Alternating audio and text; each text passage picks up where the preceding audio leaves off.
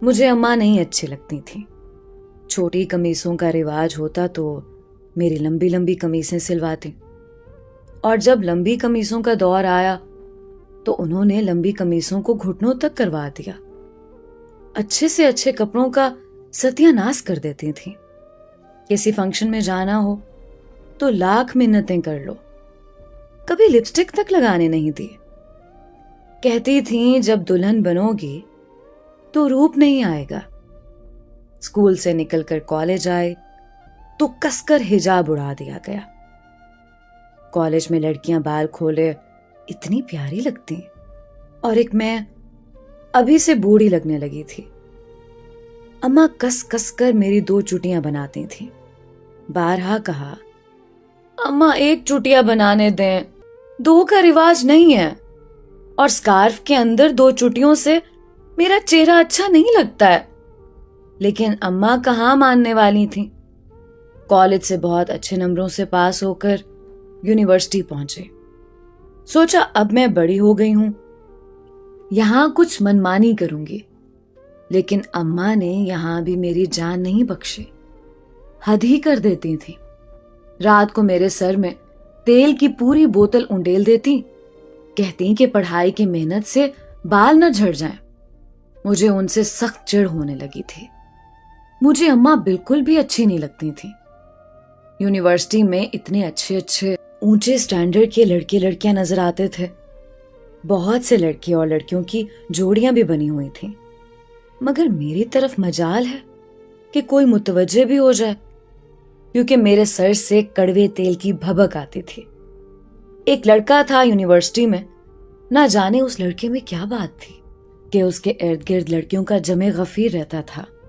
میری بھی یہ خواہش ہونے لگی کہ میں اس کی دوست بن جاؤں، مگر وہ تو میری طرف دیکھتا بھی نہیں تھا. اس وقت میری ایک سہیلی نے یہ کہا کہ دیکھو، یاد رکھنا، تم جیسی ہو اسی طرح کے لوگ تمہیں ملیں گے.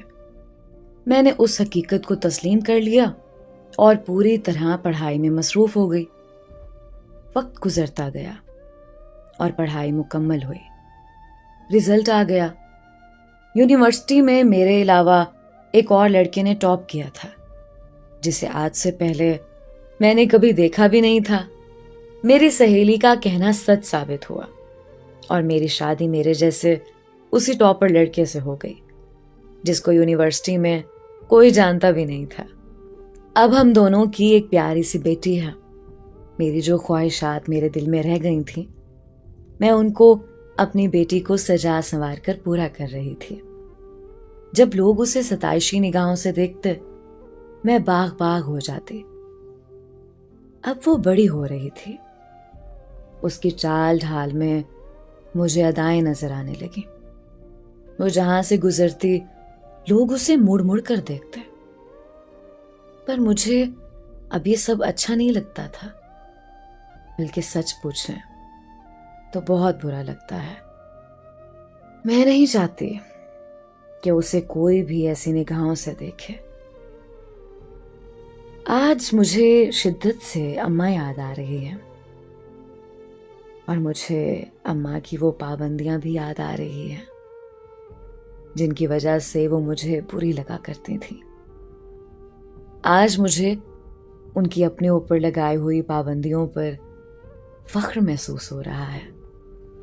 اب اماں مجھے بہت اچھی لگ رہی ہے. میں نے اپنی بیٹی کو ابھی اپنے پاس بلایا ہے، اسے زندگی کا یہی راز سمجھانے کے لیے کہ بعض معاملات میں ماؤں کی طرف سے پابندیاں بچیوں کے وقار اور عزت میں اضافہ کرتی ہیں اور انہیں سرخرو کرتی ہیں. اپنے بچے بچیوں کو اچھی تعلیم کے ساتھ اچھی تربیت بھی دیں، تاکہ وہ پردے کو اپنی عزت اور وقار سمجھیں، نہ کہ قید. اللہ پاک سب ماؤں کو اپنے بچے بچیوں کو اچھی اور دینی تعلیم و تربیت دینے کی زیادہ سے زیادہ توفیق عطا فرمائے.